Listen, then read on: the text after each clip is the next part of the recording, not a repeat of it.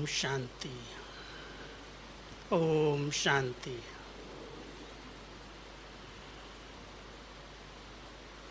आप सब शांति के सागर मीठे मीठे बाबा की याद में समाये हुए शांति की अनुभूति कर रहे हो। इतने सब पवित्र पांडव बहनें एक बाबा की याद में जब बैठते हैं तो उनके शक्तिशाली शांति के प्रकंपन बहुत दूर दूर तक अपनी किरणें फेंकते हैं। अनुभव होता है ऐसे। एक दिन की बात सुनाता हूँ मैं। पांडव भवन में शाम को 6 बजे के बाद आप सब जानते हो कोई कारोबार नहीं होती और सब तरफ बहुत अच्छी भट्टी की तरह योग चलता है। अभी भी चलता है, सदा ही चलता है।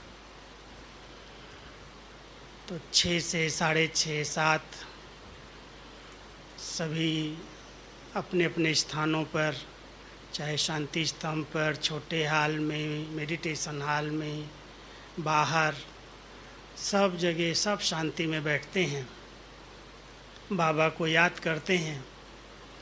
तो एक दिन मेरे पास एक ग्रुप आया टीचर्स बहनों का। शाम का समय था, बड़ी बहनें थी, 15-20 बहनें ऑफिस में आई और कहने लगी, भाई जी थोड़ा सा आपसे कुछ प्रश्न उत्तर करने हैं। तो मैंने कहा, बहन जी ये समय तो आवाज़ में आने का नहीं है, फिर भी आप लोग कहते हो मुझे रात को ही नीचे उतरना है। तो हमने बाहर आंगन में अपने ऑफिस के आगे दरी बिछाई और सबको बिठाया और मैं उनसे रूह रियान कर रहा था, प्रश्न उत्तर चल रहे थे। थोड़ी देर के बाद अचानक जैसे कोई लहरें आती हैं शांति की, ऐसे लहरें आई और मेरा भी बोलना बंद हो गया। जितने लोग बैठे थे एकदम सब शांत हो गए। तो मैंने कहा क्या हुआ? 2 मिनट 3 मिनट तक ऐसे ही सब बैठे रहे।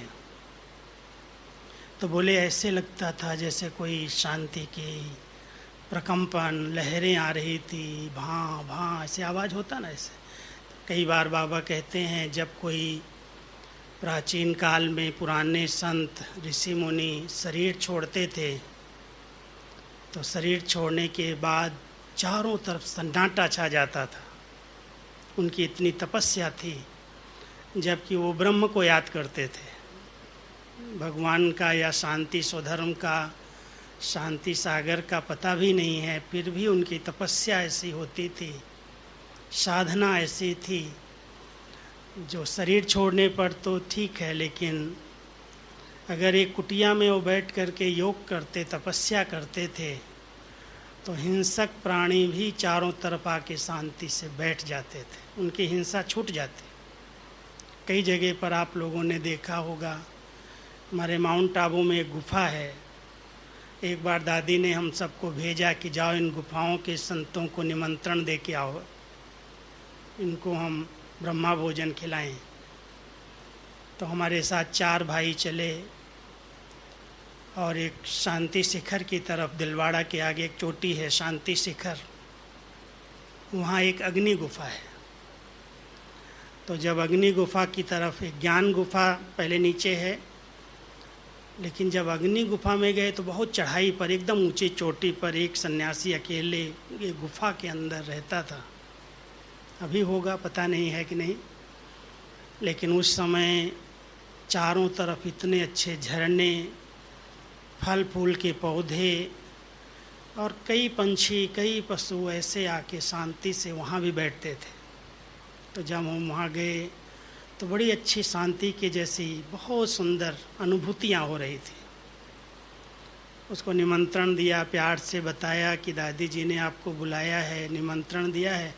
तो उसने बहुत कुछ सुना हुआ था उल्टा सीधा ब्रह्मा कुमारियों के लिए, क्योंकि आबू वाले जाके उसको भोजन देते थे तो कुछ ना कुछ सुना के आते होंगे। तो पहले कुछ बोलता रहा कि ऐसे ऐसे सुना है आपके लिए। फिर भी हमने कहा एक बार देखो, देखने और सुनने में बहुत बड़ा अंतर होता है, आप आओ एक बार। कहता मैं साल में 1-2 बार उतरता हूँ, यहीं रहता हूँ। फिर भी दादी जी आपकी संस्था की मुखिया कह रही हैं तो हम ज़रूर आएंगे। वो आया, देखा, कहता है मैंने क्या क्या सुना और इतना शांति, इतना प्यार, इतना आप लोगों का स्नेह हमको मिला। तो ऐसे ऐसे बाबा के शांति घर से कितने प्रकंपन फैलते होंगे आप सब जानते हैं। लेकिन ये प्रकंपन फैलाने वाले कौन? दीवाले?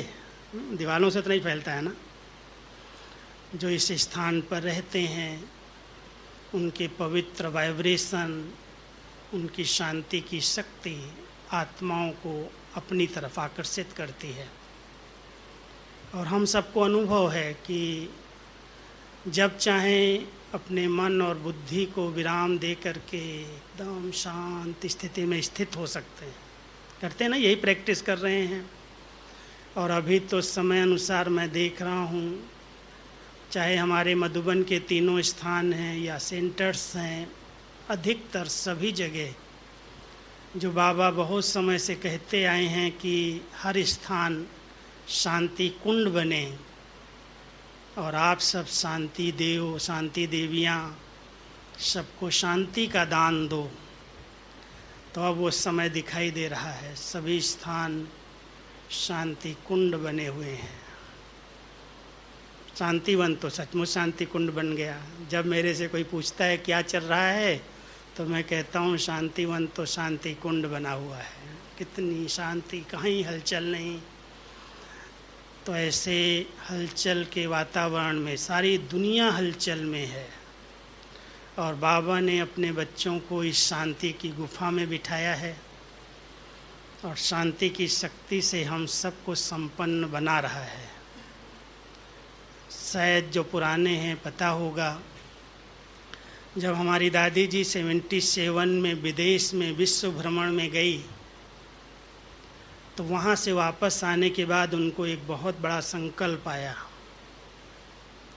कहती हैं इतनी चारों ओर बाबा के बच्चे हैं, हम क्या सहयोग इनको दें। तो सब ट्रैफिक कंट्रोल करो। पहला ट्रैफिक कंट्रोल 71 में जब बजा था, वो दिन मुझे नहीं भूलते। 78 में दादी जी के वापस आने के बाद हम धोबी घाट कर रहे थे और गीत बज गया 10:30 बजे वाला। जो जहाँ था वहीं एकदम बैठ गया शांत। और फिर वो एक रिकॉर्ड शुरू हुए बजना, 4-5 बार जो बजते हैं, अभी भी बजते हैं। थोड़ा टाइमिंग चेंज किया, गीत चेंज किए हैं, लेकिन वो शांति की शक्ति जमा करने के लिए, सबको दान करने के लिए दादी ने 2 चीज़ें शुरू कराई। एक ट्रैफिक कंट्रोल के गीत बजाए, हर एक जहाँ पर भी हो, तन भी शांत हो, मन भी शांत हो और बड़े अच्छे शांति के प्रकंपन सब तरफ फैलें। उसके लिए एक तो ये विधि अपनाई कि हम सब बीच बीच में ट्रैफिक कंट्रोल करें, और दूसरा वो शुरुआत किया इंटरनेशनल योग की। और उस समय योग के लिए भारत का टाइम 5 से 6 सेलेक्ट हुआ, 5:30 से 6:30। और दादी ने कहा पहले कि सब जगह इसी टाइम पर हो। अब उसमें तो बहुत देश और विदेश में अंतर होता है। कोई के हमारे भारत के 5:30 तो विदेश में कभी रात के 1 बजा हो, 2 बजा हो, लेकिन फिर भी कुछ समय वो बहुत अच्छी लहर चली। सब एक साथ इतने पवित्र ब्राह्मण अगर मेडिटेशन करेंगे तो शांति की शक्ति, वो प्रकंपन पूरे विश्व में फैलेंगे। लेकिन थोड़े समय के बाद फिर दादियों ने, हमारे सेंटर्स के विदेश की बहनों ने कहा कि दादी सूट नहीं करता, सबको नहीं सूट करता, इसलिए सभी लोग अपने अपने स्थानों पर अपने टाइम पर 6:30 से 7:30 करेंगे। अब ये ऐसी सुंदर विधि है जो मैं समझता हूँ कि पूरे विश्व में पूरा 24 घंटा योग चलता है। कोई समय ऐसा नहीं आता, कभी कोई टाइम होता है, कोई टाइम होता है, तो निरंतर एक अखंड ज्वाला जलती रहे। इसलिए शांति की शक्ति जमा करने के लिए ये बहुत अच्छे दोनों साधन हम सब देख रहे हैं, बाबा के घर में बने हैं और सब चारों तरफ बाबा के बच्चे फॉलो भी करते हैं। उसके थोड़े दिन के बाद फिर दादी को संकल्प आया कि हर घंटे 1 मिनट तो करें सभी, लेकिन मैं देख रहा हूँ उसमें कभी कभी कुछ अलबेले हैं। बजता है, रिकॉर्ड बजता रहता है, लेकिन कारोबार बंद नहीं होते। वो इतना स्ट्रिक्ट थे सभी, दादी और ख़ास करके रात के क्लास में दीदी एक एक से पूछती थी कि आज सारे दिन में जो 4 बार 5 बार ट्रैफिक कंट्रोल के गीत बजे, किसने पूरा टाइम योग किया, कितना ट्रैफिक कंट्रोल किया। आप सब जानते हो कि मुख का मौन रखना तो सहज है, मुख से तो कोई ना बोले, ठीक है, चुप हो जाएगा, लेकिन ये जो मन है उसमें कितने प्रकार के संकल्प चलते हैं, उसकी ट्रैफिक कभी कंट्रोल होती है। कहते हैं सोशल डिस्टेंसिंग करो, इस बीमारी से बचने के लिए 4 फुट 6 फुट दूर दूर बैठो रहो, लेकिन मन के अंदर डिस्टेंसिंग है या एक के बाद एक विचार चलते रहते हैं। कितने अंदर अंदर और कैसे चलते हैं आप सब जानते हो। अगर जरा भी, मैं 5-6 बातें बताता हूँ जो हमारी शांति को एकदम नष्ट कर देते है। ज्ञान सबके पास है, मैं आत्मा शांत स्वरूप हूँ, शांति मेरा स्वधर्म है, शांति मेरे गले का हार है, मैं शांति के सागर बाबा का बच्चा हूँ, शांति धाम मेरा असली निजी घर है, सबको ज्ञान है। लेकिन जब कोई ऐसी बातें संगठन में होती हैं, छोटी मोटी बातें हैं, तो परिवार में क्या होगा, कोई ने कुछ बोल दिया, कहीं कोई बात हमारे अनुसार, जो हमारी इच्छाएं हैं, आकांक्षाएं हैं, उनके अनुसार अगर कुछ नहीं होता है तो उसी समय मन के अंदर संकल्पों का तूफान आने लगता है। और जब वो तूफान कंट्रोल में नहीं आता है तो आपको सबको अनुभव होगा, नींद फिट जाती, संकल्प विकल्प अंदर अंदर चलते रहते हैं। तो 5-6 बातों पर अगर हमारा ध्यान है, क्योंकि संगठन में हम रहते हैं, कुछ बातें तो आएंगी ही। जहाँ संगठन है, जहाँ परिवार है, वहाँ पर कई बातें संस्कारों के अनुसार, भिन्न भिन्न स्वभाव, भिन्न भिन्न संस्कार। दादी जी कहती थी वैरायटी जंगल की लकड़ियाँ इकट्ठी हुई हैं तो कुछ न कुछ तो होगा ही। पूरे विश्व के, पूरे भारत के हर स्थान के लोग यहाँ हैं, वहाँ की पद्धति, वहाँ की संस्कार, वहाँ की आदतें, उसका वायुमंडल जिसकी छाप पड़ी है, जिस वायुमंडल में हमने जन्म लिया है, पालना ली है, जिस घरों में हम रहे हैं, जिस संग में हम पढ़े लिखे हैं, बड़े हुए हैं, वहाँ की आदतों का, वहाँ के स्वभाव संस्कार का प्रभाव आत्मा के ऊपर पड़ा है। और बाबा के घर में हम आ तो गए, लेकिन अगर हमने अपने आप पर ध्यान नहीं दिया, अटेंशन का पहरा नहीं दिया, तो वो पिछली आदतें इतनी जल्दी चेंज नहीं होती, कहीं न कहीं वो बाहर आती हैं। और उसके कारण आपस में जब टकराव की स्थितियां बनती हैं, मन मुटाव की स्थितियां बनती हैं, तो सबसे पहले हमारी ये शांति नष्ट हो जाती है, कितना भी ज्ञान हो। लेकिन बार बार वो युद्ध की स्थिति बनती है, अंदर अंदर उबाल आता है। तो मैं 5-6 बातें जो बता रहा हूँ, एक, बड़े रूपों को तो हम सब ने जीता है, काम क्रोध को समझे हैं, गुस्सा इतनी ज़ोर से नहीं आएगा जो हम कटु वचन बोल दें, मुख से गालियाँ बोल दें, या ऐसे कोई अधीन हो जाएं विकारों के। लेकिन फिर भी इनके सूक्ष्म रूप हैं वो बड़े खतरनाक हैं, सबके पास हैं थोड़े बहुत। इनको जीतने के लिए बहुत तपस्या चाहिए, बहुत अच्छा योग चाहिए। उसमें सबसे पहले आता है आवेश।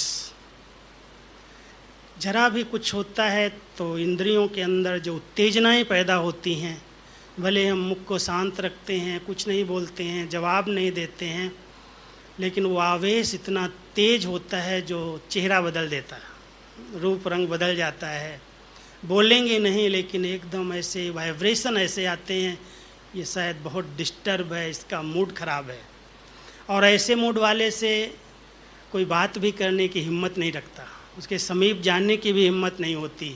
जब उसका मूड चेंज होता है तो वाइब्रेशन कैसे होते हैं, सामने से जाएंगे कहीं भाई मैं इससे बात नहीं करूँगा, पता नहीं इसके वाइब्रेशन ठीक नहीं आ रहे हैं। वो अंदर से आवेश जो है वो मन की स्थिति को बहुत डगमग कर देता है, संकल्पों पर कंट्रोल ख़त्म हो जाता है। और फिर आवेश के साथ अगर थोड़ा आवेग भी हो, वेग तो अलग चीज़ है ना, काम विकार का वेग आता है, क्रोध का आवेग नहीं आवेश होता है। और कई बार ज्ञानी तो आत्माएं इतने दिनों से 10 साल 15 साल 20 साल पवित्रता की प्रतिज्ञा करने वाली आत्माएं इस आवेग को कंट्रोल नहीं कर पाती और कुछ न कुछ कर्म इंद्रियों से गलत काम हो जाते हैं। जो पाप कर्म होते हैं, विकर्म होते हैं, जो हार खाते हैं, जो बाबा कहता है चलते चलते काला मुंह कर लेते हैं, उसका मूल कारण होता है आवेग। वेग को कंट्रोल नहीं कर पाते। आज जो अपराध इस जगत के अंदर हो रहे हैं उसका कारण क्या है? आवेग ही है ना। आज छोटी छोटी बच्चियां बलात्कार के शिकार हो रही हैं, इतना सारा, कितनी भी गवर्नमेंट के द्वारा कायदे बनाए जाएं, फांसी की सज़ा नियुक्त की जाए, लेकिन रुक रहे हैं क्या? आवेग इतना तेज है जो आज कितने अपराध जगत के अंदर एक काम विकार ने आग लगाई हुई है। बाबा कई बार कहते हैं इसकी आग बहुत तेज भड़की हुई है, सारी दुनिया जल रही है। आप सब फायर ब्रिगेडर हो, आग बुझाने वाले हो, क्यों लगी, कैसे लगी, कहाँ लगी, फायर ब्रिगेडर पूछता नहीं है, लेकिन अपनी शुभ भावना की, शांति की, शक्ति का दान करता। लेकिन जमा हो तब, नहीं तो उन्हीं समाचारों में क्यों क्या कैसे में इतना उलझ जाते हैं। कईयों को तो जोश आता है जब बाबा कहता है ना हर बात में कल्याण है। तो एक दृश्य मुझे याद आता है, एक जगह मैं भट्ठी करा रहा था, क्लास हो रहा था, और मेरे मुख से निकला होगा कि ड्रामा की हर सीन बहुत कल्याणकारी है। बाबा कहता है बच्चे नथिंग न्यू, कोई भी इसमें कल्याण है ही नहीं। तो एक माता थोड़ी पढ़ी लिखी थी, होशियार थी, खड़ी हो गई सभा के बीच में और इतने जोश में मेरे से प्रश्न करती, भाई जी बाबा तो कहता है, आप बाबा की बात तो सुना रहे हो, वो ठीक है, लेकिन ये क्या इसमें कल्याण है जो आज इतनी छोटे छोटे बच्चों पर अत्याचार, बलात्कार, हिंसाएं, ये सब हो रहा है। अति में कलयुग क्या क्या हो रहा है, सरकार नहीं सुनती, फलाना ने, बहुत गुस्से में जैसे प्रश्न करती जाए मेरे से। मैं मुस्करा करके बोला, बहन जी मैं तो समझता हूँ इसमें बहुत बड़ा कल्याण है। जब कहती मेरे से सुना है ना तो और आग हो गई, गर्म हो गई मेरे पर, क्या कल्याण है?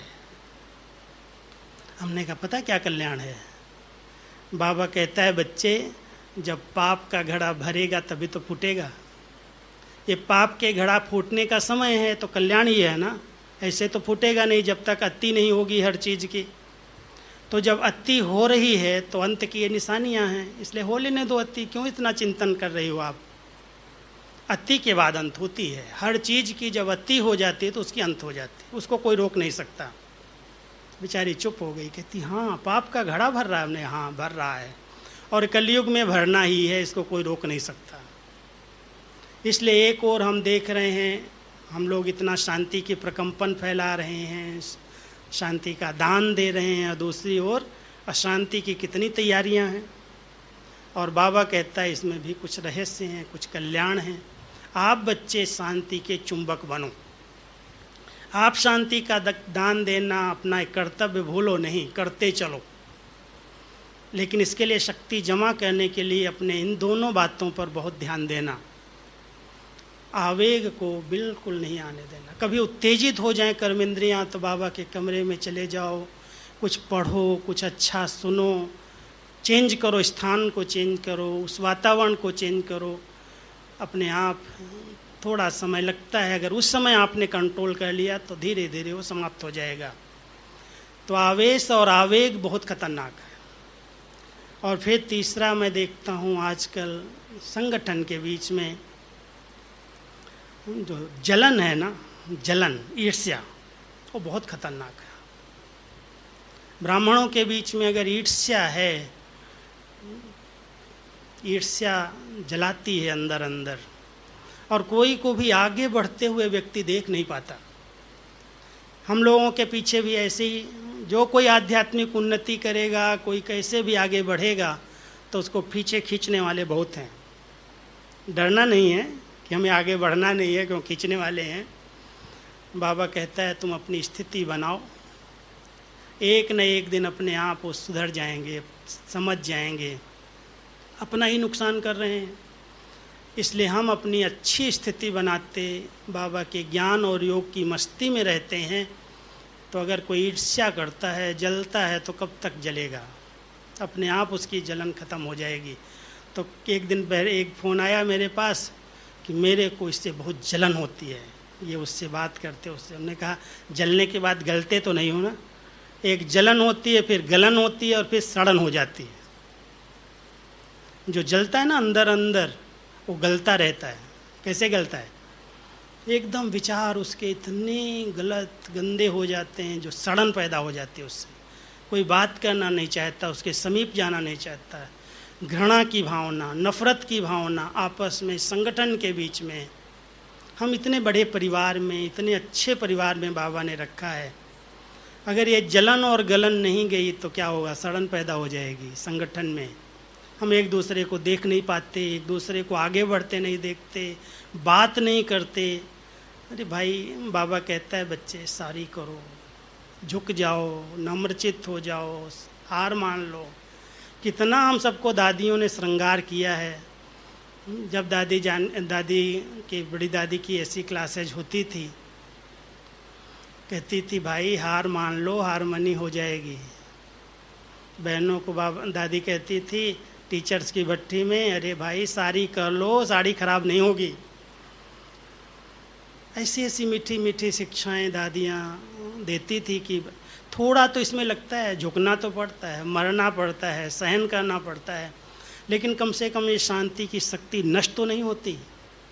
जो बाबा हम सबसे सेवा कराना चाहता है, उसके लिए हम सब हर आत्मा की विशेषता को देखने का चश्मा पहन लें। आप इस संगठन में अगर अपने शांत स्वरूप स्थिति में रहना चाहते हो, तो ज़रूर जो बाबा के इस संगठन में, इस परिवार में आया है, कैसा भी कोई है, ऐसा कोई है जिसके अंदर कोई भी विशेषता न हो, अगर भगवान की नज़र उस पर पड़ी है, भगवान के घर में समर्पित है, कोई सेवा भी नहीं कर रहा मान लो, फिर भी कह रहा है कि बच्चे वो पवित्र रह रहा है, अच्छे वाइब्रेशन फैला रहा है, शांत रहता है, उसकी शांति की शक्ति, पवित्रता की शक्ति तो इस वायुमंडल को मदद कर रही है, भगवान के कार्य में सहयोग दे रही है। अगर वो नहीं करता है, अपने ऊपर बोझ चढ़ाता है, तो अपने आप का उसका हिसाब बनेगा। आप अपने संकल्प विकल्प क्यों चलाते हो? संगठन में वैरायटी है, और वैरायटी तो रहने ही है। इसलिए हर आत्मा की विशेषता को देखने की एक आदत डालो। अगर सचमुच अपने शांत स्वरूप स्थिति में रहना है, तो जरूर कोई न कोई इसकी विशेषता है। अगर एक संगठन के बीच में आप 5 हैं, 7 हैं, 8 हैं, एक सेवा के डिपार्टमेंट के अंदर, हर सेवा साथी की एक के पास 5-5 विशेषताएं नोट होनी चाहिए। और मैंने कई बार अपने ग्रुप में अपने भाइयों को कहा है कि आप सब हर एक की 5-5 विशेषताएं लिख करके आओ। विशेषता अगर हमें दिखाई देने लगती है, कई बार विशेषताओं का पता ही नहीं चलता है। शरीर छोड़ने के बाद फिर उनके वर्णन होते रहते हैं, ये ऐसा था, ये ऐसा था, अगर ये होता तो आज ये होता। जब तक है साकार में, तब तक ध्यान ही नहीं जाता है कि इसके अंदर इतनी बड़ी विशेषताएं हैं। आज वो यज्ञ के पिलर्स हैं, यज्ञ के अंदर उनकी आवश्यकता है, लेकिन हम जब साधारण रूप में देखते हैं तो उनकी एक्टिविटी अच्छी नहीं लगती है, उनकी चाल चलन अच्छी नहीं लगती, उनका व्यवहार अच्छा नहीं लगता। कहते हैं देखो ऐसा करता है, ऐसे करता है, ऐसे करता है। तो हमारी दृष्टि, हमारा दृष्टिकोण बदल जाता है और हमारी आंतरिक शांति की शक्ति नष्ट होती है। इसलिए हम सब इससे मुक्त हो जाएं। अगर हम किसी से ईर्ष्या करते हैं, माना वो हमसे श्रेष्ठ है ना, क्यों श्रेष्ठ है? जब बाबा ने हमको इतना महान बनाया, इतना श्रेष्ठ बनाया है, तो हम अपनी महानता के नशे में रहें। किस चीज़ की कमी है हमारे पास जो हम दूसरों से भेंट करते हैं? किस लिए करते हैं? सचमुच अगर इस विकार से, इस बुराई से हम मुक्त हो जाते हैं ना, बहुत शांत स्वरूप स्थिति रहती है। दो बातें मैं और आपको बताता हूँ जो विशेष अटेंशन और वर्तमान समय की परिस्थितियों में मैं देखता हूँ। एक व्यक्ति का अहम मैं, थोड़ा सा भी कोई अच्छा काम करता है, कुछ योग्यताएं हैं, कुछ अच्छा कर लिया, तो उसका दिखावा बहुत है मैं, और उस अहम के कारण अगर उसी तरह का उसको सम्मान नहीं मिला, कोई ने नहीं पूछा, तो बहुत चोट लगती है उसको। अहम को जैसे ठुकरा दिया किसी ने और फिर वो शांति से नहीं रह पाता। उसके कितने संकल्प विकल्प चलते हैं। जो बाबा कहते हैं ना, कई बच्चे हैं जो ब्राह्मणी से रूठ जाते हैं, मुरली से रूठ जाते हैं, सेंटर से रूठ जाते हैं, क्लास में आना बंद कर देते हैं। अरे बच्चे, भले उनसे रूठो, बाबा से तो नहीं रूठो। कितना प्यार से कहता है। छोटी सी बात अगर उसकी नहीं किसी ने सुनी है, समझता है मैं बुद्धिमान हूँ, मैं प्लानिंग बुद्धि हूँ, मैं अनुभवी हूँ, मैंने जो कहा है वो सबको मानना चाहिए, सुनना चाहिए, लेकिन अगर ज़रा भी रिस्पेक्ट नहीं मिला और उसको कोई ने नहीं ध्यान दिया, तो उसके अहम को जो चोट लगती है, उसके कारण वो ज्ञान और योग से भी टूट जाता है, उसकी शांति की शक्ति भी खत्म हो जाती है। इसलिए कम से कम हम अपने ही संगठन के अंदर इस मैं से मुक्त हो जाएं। करण करावनहार बाबा किसी को भी निमित्त बना करके कराएगा, उसका कार्य है। मैं हमेशा ध्यान रखता हूँ, अगर मैंने ना किया तो कई करने वाले खड़े हो जाएंगे। अगर हम समझते हैं कि मेरे बिना ये काम नहीं होगा, तो मैं समझता हूँ ये हमारी बहुत बड़ी भूल है। भगवान का कार्य है, स्थापना का कार्य है, सतयुग को उसे लाना ही है। कोई करेगा तो उसका भाग्य बन जाएगा, और नहीं करेगा तो वो किसी से भी करा लेगा, अनपढ़े से भी करा लेगा, बुद्धू से भी करा लेगा। इसलिए कोई भी सेवा, कोई भी चांस मिलता है तो चांसलर बनो, बड़े प्यार से उस सेवा को हाजी करो। आज तक मैं बाबा के इस घर में रह कर के यही एक पाठ पढ़ा हूँ। चाहे दादी ने कहा, जानकी दादी ने कहा, हमारी ईशु दादी ने कहा, बड़ों ने जो कहा, मैंने कभी भी उनको ये नहीं कहा दादी मैं नहीं कर सकता। हाँ जी, हाँ जी, हाँ जी। कई कार्य ऐसे दिए जो मुझे नहीं आते थे। मैं लौकिक में इतना पढ़ाई नहीं की, और सब इतना बड़ा कार्य लिखने पढ़ने का। एक बार दादी जानकी ने मुझे बुलाया, कहती है जो जसन दादा है ना, उसका जन्मदिन है, तुम उसको पत्र लिखो। न मैं जसन दादा को जानता हूँ, न मैं उसकी विशेषताओं को जानता हूँ। दादी को मैंने बोला, दादी मैं क्या लिखूँगा उसको, आप कुछ लिखा दो। कहती नहीं नहीं, तुम बहुत अच्छा लिखेगा। अब उनका फेथ, तुम लिख के लाओ, मैं बताऊंगी, फिर ठीक नहीं होगा तो मैं करेक्शन करूँगी। अब जसन दादा को मैंने इमर्ज किया। जसन दादा को नाम तो सुना होगा ना, पूना में जो सिंधियों के गुरु थे, 2 साल पहले शरीर छोड़ा उन्होंने, 2-3 साल हो।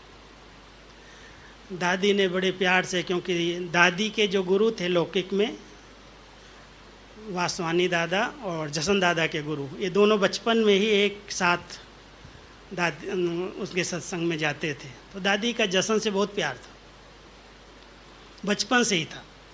उसको बार बार कहती थी तुम एक बार ऐसा पत्र लिखो जो यहाँ खींच करके आ जाए। यहाँ तो नहीं आया, लेकिन लंदन में आ गया था। लंदन गया, सेंटर पर गया, रहा भी एक दिन शायद। तो लेकिन जसन दादा के लिए जब दादी ने मेरे कहा लिखो जा करके, मैं दादी को याद करके, बाबा को याद करके बैठ गया, टाइप करने लगा। ना तो नहीं कर सकते इनको। और जब पत्र बनाया, दादी इतना खुश हुई, कहती तुम तो मेरे दिल को भी जानता है। ऐसे कह करके जैसे दुआएं देते हैं ना बड़े, ऐसे दुआएं दे दी। लेकिन इतनी शांत बुद्धि, इतनी स्वच्छ बुद्धि, क्यों मैं अपनी बुद्धि चलाऊं जब बाबा करण करावनहार है। हम कहते हैं ना वो करा रहा है, वो पढ़ा रहा है। मैं दादी हृदय पुष्पा का एक अनुभव पढ़ रहा था। अभी 15 जुलाई को उनका स्मृति दिन था, मुझे क्लास कराना पड़ा मैसूर में। तो मैंने उनकी बायोग्राफी, उनका जीवन चरित्र पढ़ा। दादी के सामने एक बार कोई अंग्रेजी वाला आ गया, इंग्लिश वाला, और दादी को इंग्लिश नहीं आती थी।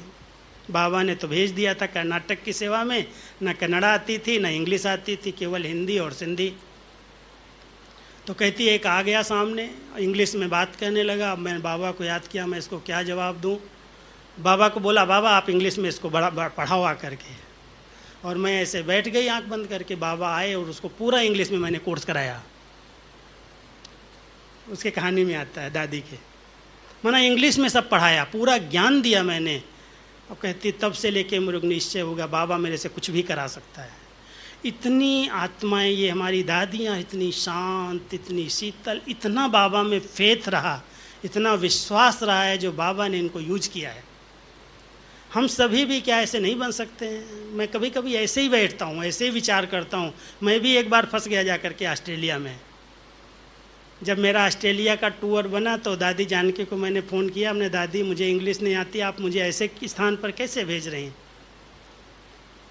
मुझे ऐसे जगह भेजो जहाँ हिंदी जानते हो लोग। तो दादी मुझे फ़ोन पर कहती है लंदन से कि राजू हिंदी तो मुझे भी नहीं आती, इंग्लिश तो मुझे भी नहीं आती, हिंदी नहीं इंग्लिश तो मुझे भी नहीं आती। मैं भी तो सब जगह सेवा करती हूँ ना। अगर तुम्हारे को भेज रही है दादी, कह रही है जाओ इधर, तो बड़े प्यार से जाओ, अब मैं सब प्रबंध करा दूंगी। तो दादी की तरफ से हमारे नाम का एक लेटर गया 2 चीज़ों का। उन्होंने लिखा कि एक तो इसको देश यहाँ का इंडियन भोजन, और दूसरा इसके साथ जहाँ पर भी जाता है एक ट्रांसलेशन करने वाला अच्छा नियुक्त कर देना। तो जहाँ भी मैं जाऊँ तो सब जगह ट्रांसलेशन करने वाले और इंडियन भोजन मिल जाता था। लेकिन ऑस्ट्रेलिया में एक जगह मैं गया, एक रिट्रीट सेंटर के अंदर टोटल विदेशी, एक भी हिंदी वाला नहीं। ट्रांसलेशन क्या करेगा? तो जब मैं वहाँ पहुँचा तो इंग्लिश में बात तो कर लिया, थोड़ी बहुत टूटी फूटी इंग्लिश, उससे बात किया, रमणीकता का वातावरण तो रहा। लेकिन उनकी भावना बड़ी थी कि मुरली वाले राजू भाई आए हैं। बोला कि कुछ भी हो जाए आपको इंग्लिश में मुरली सुनानी है। मैंने कहा मैं इंग्लिश में मुरली सुनाऊंगा, मैं तो अंदर से डरूं। मैंने कहा ठीक है, बाबा कहता है बच्चे मैं बुद्धिमानों की बुद्धि हूँ, मैं भी बाबा की याद में बैठूंगा, जो सुनाएगा वो सुना देगा। तो मैं इंग्लिश मुरली और हिंदी मुरली उठा लिया, लेके गया, कमरे में बैठा, थोड़ा थोड़ा मिलाता रहा, पढ़ता रहा। थोड़ा पसीना तो आता था, डर तो लगता था, लेकिन बाबा की याद में मैंने जब क्लास में सुनाया तो इतने वो खुश हो गए। और खुश होने के बाद उन्होंने एक मेल बना दिया कि राजू भाई कहता मुझे इंग्लिश नहीं आती है, लेकिन इसने तो इंग्लिश में बहुत अच्छी मुरली सुनाई। ये ऐसे ही बोलता है। और वो मेल तो है ना पूरे विदेश में चला गया सेंटर्स पर। अब मैं जहाँ जाऊँ वहाँ इंग्लिश मुरली सुनाओ, इंग्लिश मुरली सुनाओ। बाबा आपको क्यों मेरी परीक्षा ले रहे हो? मुझे थोड़ी आती है इंग्लिश, लेकिन 4-5 जगह मुझे इंग्लिश में मुरली सुनानी हुई। ये बड़े अच्छे अनुभव रहते हैं। हम बाबा को अपनी बुद्धि सरेंडर करते हैं, शांत, कुछ नहीं सोचने की ज़रूरत है। बाबा बैठा है, कराएगा। लेकिन बाबा कहता है सच्चे दिल पर साहेब राजी। बहुत सच्ची साफ दिल, शांत, कुछ भी सोचने की ज़रूरत नहीं। और करने के बाद ये ना आ जाए कि मैंने किया, मैं जो है ना वो बड़ा खतरनाक है। तो ऐसे कई बार लगता है, जैसे बाबा कहता है ना, किसी को अगर बहुत समझदार व्यक्ति सामने आता है, सामने वाली टीचर को उतना ज्ञान नहीं है, समझ नहीं है, बुद्धू है, तो मैं उसमें प्रवेश करके अपना काम करा लेता हूँ, तेल लगा देता हूँ। लेकिन कई बार उनको लगता है मैंने ज्ञान दिया, अहम आ जाता है, अहंकार आ जाता है। बच्चे नहीं, बाबा कराने वाला है, बाबा करा रहा है। तो इस भाव को हम पैदा करें। कोई भी अच्छे से अच्छा काम करो, कितनी भी आपकी महिमा हो, उस महिमा को स्वीकार न करके बाबा शुक्रिया आपका, आपने करा लिया। निर्माणता आ जाएगी, निरहंकारिता आ जाएगी, झुकना आ जाएगा। तो मैं समझता हूँ हर बात को आप बहुत सहज रीति से मैं से मुक्त होकर के शांत स्वरूप स्थिति में रह सकते। ये शक्ति जमा हो जाएगी। अहम के साथ एक वहम शब्द आता है, सुना होगा बाबा की मुरलियों में। वहम एक ऐसी बीमारी है जिसकी कोई के पास दवाई नहीं है। बाबा कई बार मुरली में कहते हैं, एक दिल्ली में लुकमान हकीम बहुत बड़े हकीम थे, वैद्य थे। इस बीमारी की दवाई उस हकीम के पास भी नहीं थी। सब बीमारियों की दवाई थी, लेकिन ये जो वहम है, अनुमान है, उसकी बीमारी किसी के पास भी नहीं, उसकी दवाई किसी के पास भी नहीं। हम सब इस बात को ध्यान दें। हमारे इस परिवार के अंदर ये जो वहम का कीड़ा है ना, अगर लग गया तो जहाँ शक है वहाँ शांति नहीं रह सकती। जहाँ भी वहम पैदा होता है वहाँ अंदर अंदर, मैं एक प्रैक्टिकल की घटना सुनाता हूँ। एक बहन के घर में बहुत अच्छी, परिवार के अंदर गीता पाठशाला चलती थी। बहुत उसके युगल, परिवार में युगलें ही माताएं क्लास चलाती हैं। भाई जो था वो बहुत बड़ा ऑफिसर और बहुत बिजी रहता था, ज्ञान में था लेकिन वो बहुत बिजी रहता था। और माता जी को इतना नशा, इतना उमंग, इतना जैसे बाबा मिला, उनका चेहरा, उनका पर्सनैलिटी, कभी ऐसा कोई कह ही नहीं सकता था ये माता जी हैं। माना ऐसी रॉयल ड्रेस, ब्रह्मा कुमारी की पूरी रौनक उनके चेहरे पर। बहुत सुंदर गीता पाठशाला, मुझे ले गई वहाँ घर में। मैं गया, क्लास कराई, उनकी गीता पाठशाला देखी, मुझे बड़े अच्छे वाइब्रेशन लगे उस घर के, आश्रम जैसा बना हुआ था। 2 साल के बाद फिर मैं गया और उसका पति रिटायर हुआ। अब वो जो रिटायर हो गया तो उसको ये लगा कि मेरी युगल ने तो बहुत कमाई कर ली, बहुत अच्छा सेवाएं की है, भाग्य बनाया है, अब मैं रिटायर हूँ, मैं भी कुछ सेवा करूँ। तो उसने बहनों को ऑफ़र किया, बहन जी जब भी आपको ज़रूरत हो, गाड़ी है, मैं फ्री हूँ, आप जो सेवा मुझे देंगी मैं हाजिर हूँ। नेचुरल है, बहनों को क्या चाहिए। बहनों ने उसको सेवा में यूज करना शुरू कर दिया। अब जब उसको अधिक सेवा में यूज किया तो जब नेचुरल खाना वहाँ सेवा करेगा, बहनों के साथ रहेगा तो बहनें खाना भी खिला देंगी। भाई सेंटर पर है, टाइम बे टाइम घर में जाए, इसलिए खा लो यहीं पर। अब उसके साथ, बहनों के साथ उठना बैठना, सेवाओं में जाना, सहयोग देना, अब जब उसका अधिक हो गया तो उस माता को कीड़ा लग गया वहम का। और इतना ज़बरदस्त वो कीड़ा लगा कि ये तो हमसे बात नहीं करता है प्यार से, सारा दिन बहनों के पीछे लगा रहता है। अब वो बहनों के पीछे बोले कुछ नहीं, लेकिन उसकी शांति ख़त्म, उसकी खुशी ख़त्म, उसका रौनक ख़त्म। बस जो पर्सनैलिटी थी, जब 2 साल के बाद गया तो हमने ऐसे ही पूछ दिया उस भाई से कि वो माता जी कैसे हैं, कहाँ हैं। कहता है भाई मैंने सेंटर की सेवा छोड़ दी, मैं नहीं करता। क्यों? आपको तो फ्री हैं, आपको तो करना चाहिए। कहती यही तो रोग लग गया मेरे घर में, इतनी बीमारी हो गई, जो बात नहीं करती है, सारी गीता पाठशाला टूट गई, उसकी खुशी गायब हो गई, उसकी शांति गायब हो गई, उसका चेहरा ऐसा बदल गया। वो शक करती है मेरे ऊपर कि मैं पता नहीं क्यों जाता हूँ वहाँ पर।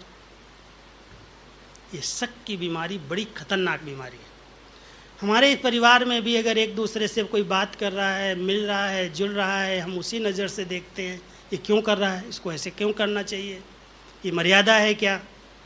और वो शक की बीमारी पैदा हुआ और हमने किसी के प्रति ऐसे दृष्टिकोण बना लिया तो वहाँ पर शांति तो रहेगी ही नहीं, योग तो लगेगा ही नहीं। इसलिए बहुत ध्यान देना, हमारे परिवार में जो विश्वास है एक बहुत बड़ी कड़ी है हमारी शांति को कायम रखने के लिए। विश्वास रखो, और अगर कोई गलत करेगा तो भरेगा। अगर मान लो कुछ गलत हो रहा है तो मैं अपनी शांति को नष्ट करके क्या शुभ भावना है उसको दूंगा। और बाबा कहता है बच्चे अगर गलत देखते हो तो कुछ शुभ भावनाओं का दान दो, कुछ शांति का उसको दान दो, वो सुधर जाए, बदल जाए। उसकी बजाय हम उसके लिए परपंच करते, पर चिंतन करते, और एक के बजाय हम 10 लोगों को सुनाते हैं उसके बारे में।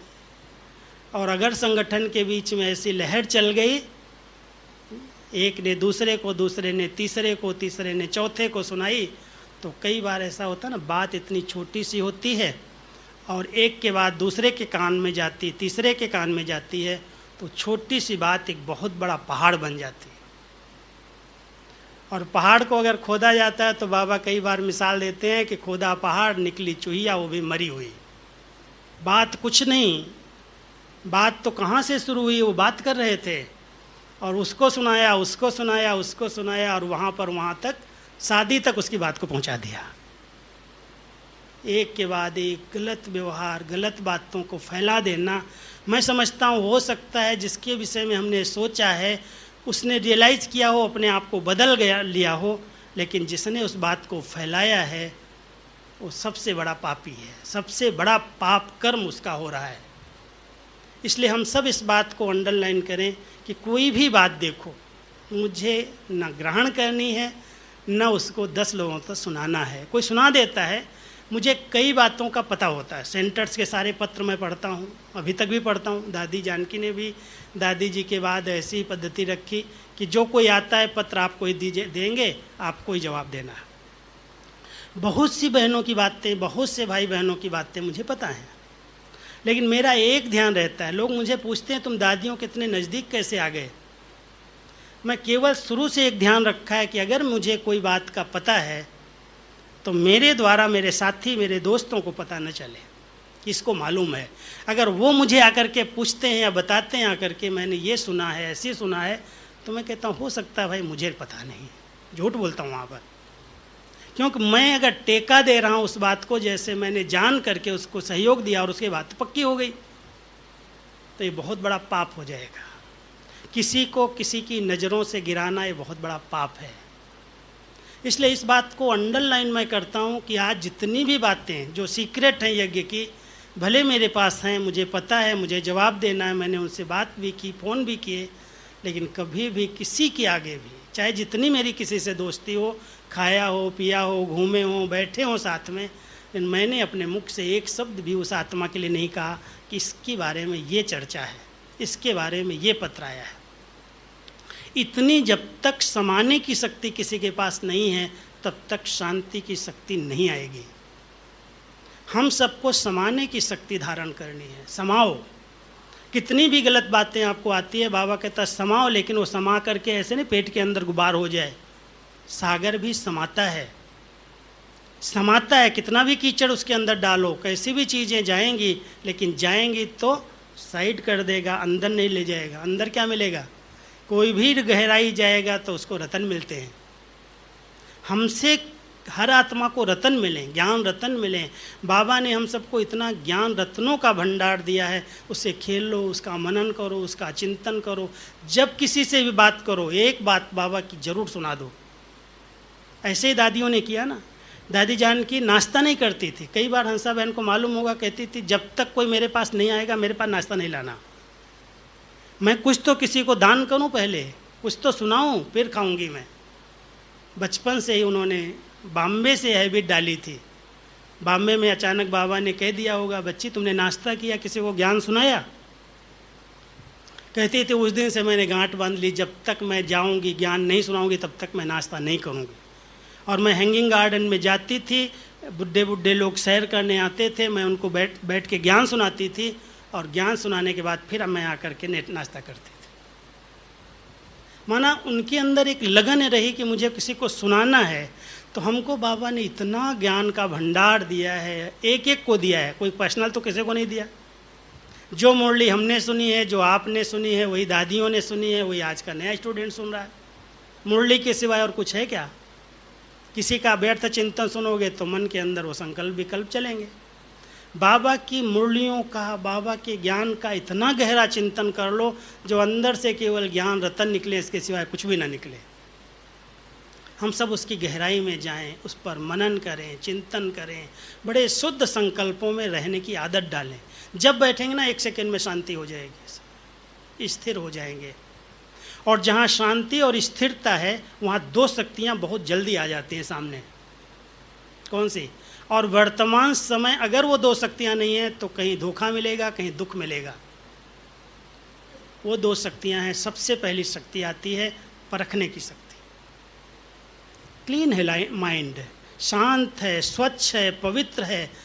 ऐसे सामने कोई व्यक्ति आएगा, सब कुछ परख लेंगे। दादी के पास हम जाते थे, बैठते थे, कहती थी 1 मिनट साइलेंस, और उस साइलेंस के अंदर वो हमको पूरा परख लेती थी। उनकी परखने की शक्ति कितनी थी, उसी परख करके फिर बात करते थे। 1 मिनट साइलेंस। क्या हम ये सब अभ्यास करते हैं? दादियों ने तो यही सिखाया ना। दादी जानकी को देखो, बड़ी दादी को देखो, बैठी हैं ऐसे, कोई हलचल नहीं, कोई संकल्प विकल्प नहीं। उनके चेहरे से देखो, उनके हाव भाव से देखो। मैंने तो कई बार जब दादी के पास जाता था ना, बड़ी दादी के पास भी गया, ऐसे बैठी, गुफा में बैठी जैसे। कई बार मैं बाजू में जाके ना सोफे पर साथ में बैठ जाता था, हिलाता था, मैंने एक बार हिला के हमने, दादी क्या सोच रही हो, क्या चल रहा है संकल्प? तो ऐसा देखते ऐसा, बताऊँ क्या सोच रही हूँ, बहुत प्यार से बोलते, बताऊँ क्या सोच रहे हो? हाँ दादी बताओ। एक बार ऐसे बैठी थी, बहुत गहरी साइलेंस, ऐसे लगता था जैसे इनके प्रकंपन चारों तरफ शांति के फैल रहे हैं। मैं गया, पहले तो बोलने की दिल मेरी नहीं हुई, लेकिन मैं कोई ज़रूरी काम से गया था, मैं बाजू में बैठ गया, हिलाया हाथ, हमने कहा दादी दादी, ऐसे बोला, बोलो बोलो। पहले मैंने कहा अपनी बात बताने की बजाय इनसे पूछता हूँ क्या कर रही थी। दादी आप क्या कर रही थी? कहती बताऊँ? हाँ दादी बताओ। कहती मैं आज बाबा के सामने ऐसे अपने को हीरे को लेकर के गई, आत्मा हीरे को लेके गई, और मैंने ऐसे हथेली पर उस हीरे को रख के बाबा के सामने रखा, तो बाबा कहता बच्ची देख चारों तरफ से इसके अंदर कोई दाग है? तो मैं बहुत चारों तरफ से अपनी बुद्धि से हीरे को देखती रही, मुझे कोई दाग इसके अंदर नहीं दिखाई दिया। तो बाबा सामने आके कहते मुस्कुराते हुए, बच्ची ये हीरा जो हीरा है ना बिल्कुल बेदाग है, कोई इसके अंदर दाग नहीं है। अब मुझे लग गया ये कर्मातीत बन गई, अब इनके कोई दाग दिखाई नहीं देता, खुद नहीं दिख रही, और बिल्कुल वो स्थिति साइलेंस की, कोई हलचल नहीं। जहाँ बाबा कहता है ना, जहाँ पवित्रता है वहाँ सुख और शांति उनके बच्चे हैं। आत्मा में जरा भी इम्प्योरिटी है, न शांति है न सुख है। और प्योरिटी को इन लोगों ने तो इतनी दृढ़ता से पालन किया, मन वचन कर्म से एकदम प्योर स्वच्छ निर्मल आत्माएं, और ऐसी तपस्या की, ऐसे साइलेंस में बैठी, जो दूर दूर तक कितने लोगों को साक्षात्कार होते थे। और दादी जानकी की एक बात मैं आपको सुनाता हूँ। एक बार कोई विघ्न आया यज्ञ के ऊपर, बड़ा विघ्न ये था कि हमारी सरकार का हमारा सहयोग नहीं था, यहाँ से लेकर के राजस्थान की सरकार का कोई यज्ञ में सहयोग नहीं था, कुछ न कुछ रुकावट, कोई भी विघ्न। और उस समय वो वाइस प्रेसिडेंट वेंकटरमन जी थे, उनको निमंत्रण दिया और उन्होंने बड़े प्यार से कहा मैं तो माउंट आबू आऊँगा। निमंत्रण दिया, उनके आने का प्रोग्राम बन गया, लेकिन सरकार के द्वारा छुट्टी नहीं, उनके द्वारा छुट्टी देना पड़ा क्योंकि उनको उनकी तरफ से था कि मुझे जाना है। अब दादी जानकी थी मधुबन के अंदर, और उनकी एक आदत थी, शाम को 7-8 बजे कहती थी मेरा दरवाज़ा बाहर से बंद कर दो, और दरवाज़ा बाहर से बंद करके पूरी रात तपस्या करते थे, योग करते, मनसा सेवा जो बाबा कहता ना। उनकी एकाग्रता के विषय में मैं क्या बताऊं, तो आप सब जानते हैं। तो उस दिन उनके आने के प्रोग्राम बन रहे थे, और उसके पहले उन्होंने एक दिन कमरा बंद किया और पूरी रात योग किया। और योग करने के बाद फिर उसके जब प्रोग्राम बनने लगे, तो प्रोग्राम बनाया, गवर्नमेंट ने छुट्टी दिया, लेकिन बहुत टाइट करके दिया, और केवल आधा घंटे पांडव भवन में आएगा वो। दिलवाड़ा जाएगा, पहले सर्किट हाउस जाएगा, यहाँ जाएगा, वहाँ जाएगा, सारा सिक्योरिटी ने अपना उसका प्रोग्राम बना दिया। अब दादियों ने सोचा बुलाया तो हमने, आज तो हमारे प्रोग्राम से रहा है, हमारा 3 घंटे का कम से कम 2.5 घंटे का प्रोग्राम है, फंक्शन है, कैसे ऐसे होगा। लेकिन बाबा सहारा तो ही, साइलेंस की शक्ति का प्रयोग किया था दादी ने। उस व्यक्ति ने जब हेलीपैड पर उतरा, उसका फ्लाइट, उसका हेलीकॉप्टर वहाँ पर पोलो ग्राउंड में, एक तरफ बहनें खड़ी थीं और एक तरफ उनके ऑफिसर्स खड़े थे, सिक्योरिटी खड़ी थी।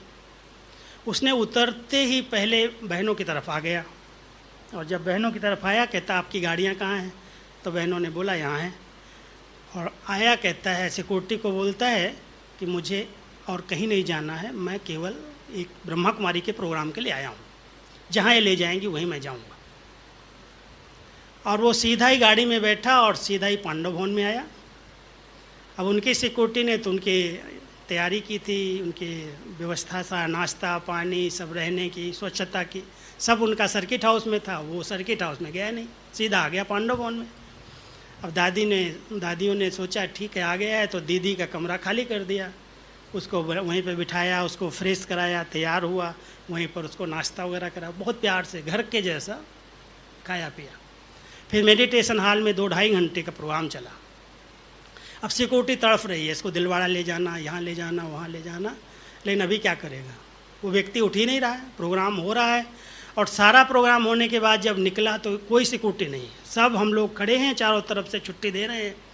और बड़े प्यार से मिल कर के अपनी गाड़ी वाले को कहता है सीधा हेलीपैड पे ले चलो, मुझे कहीं नहीं जाना।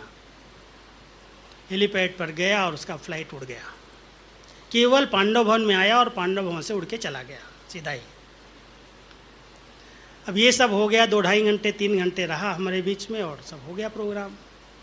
फिर 3-4 दिन के बाद बाबा आए। अब बताएंगे कैसे, पता कैसे चले क्या था सब, ऐसा कैसे हो गया, कोई को भी नहीं पता हुआ कैसे सब।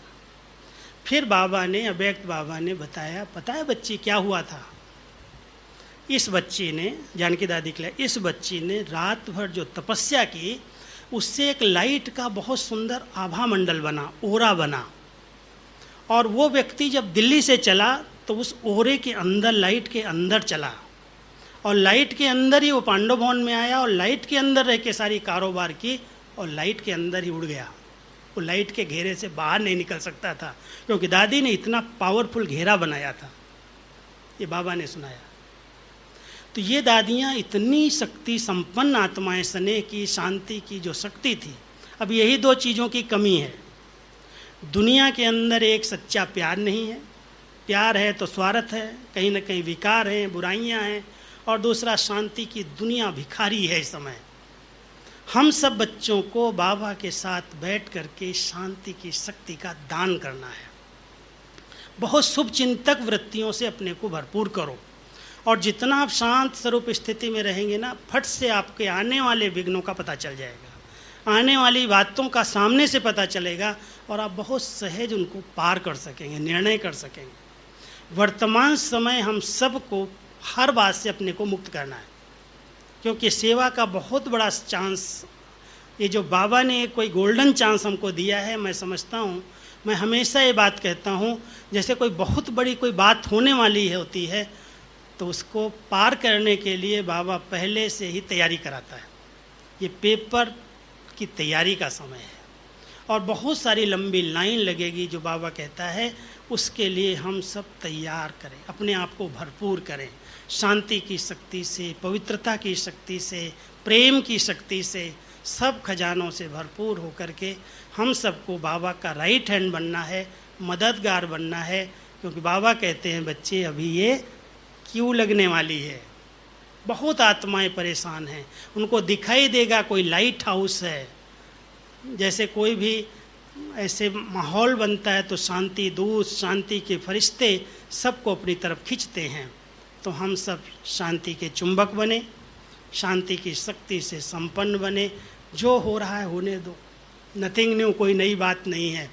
अगर सचमुच अपनी शांत स्वरूप स्थिति को बनाना है तो इस ड्रामा के ज्ञान को, इस नथिंग न्यू के ज्ञान को पक्का करो। बहुत कल्याणकारी ड्रामा है, जो कोई सीन आ रही है उसमें कोई न कोई कल्याण समाया हुआ है। इसलिए मुझे क्वेश्चंस में नहीं जाना है, क्यों क्या कैसे की हलचल में नहीं जाना है, मुझे किसी के दोष नहीं देखने हैं, हर एक को क्षमा कर दो। अगर आपसे कोई ने ऐसा कुछ किया भी हो ना, बाबा 2 बातें कहते हैं ना, दादियाँ सिखाती हैं, या क्षमा कर दो या क्षमा ले लो। दोनों चीज़ें बहुत बड़ी बात हैं।